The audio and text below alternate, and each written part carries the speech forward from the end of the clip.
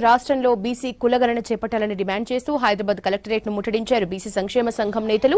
Collectorate office కి ర్యాలీగా వచ్చిన బీసీ సంఘం నాయకులు ఒక్కసారిగా కార్యాలయం గేట్ లోపలికి దూసుకెళ్లారు. దీంతో పోలీసులు ఆందోళనకారుల్ని అడ్డుకోవడంతో కొద్దిసేపు ఉద్రిక్తత నెలకొంది.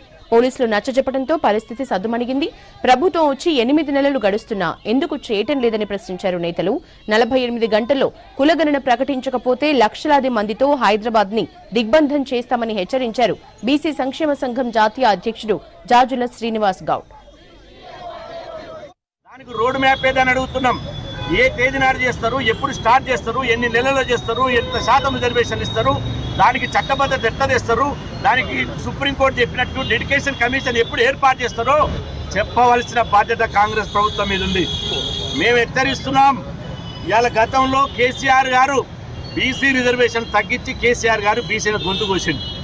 ఇవాళ మీరు కేసీఆర్ గారి పంతాలోనే కేసీఆర్ గారి బాటల్లోనే మళ్ళీ పోతున్నారు.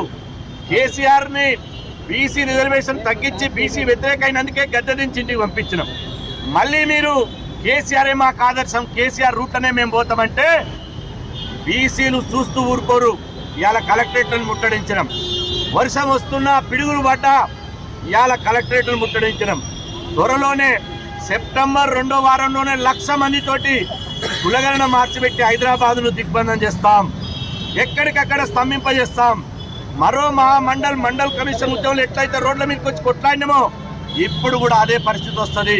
కాబట్టి తక్షణమే మీరు 48 గంటల్లోగా రోడ్ మ్యాప్ ప్రకటించండి, కులగణన కమిషన్ ఏర్పాటు చేయండి, బీసీ కులాల లెక్కలు తీయండి, సమగ్ర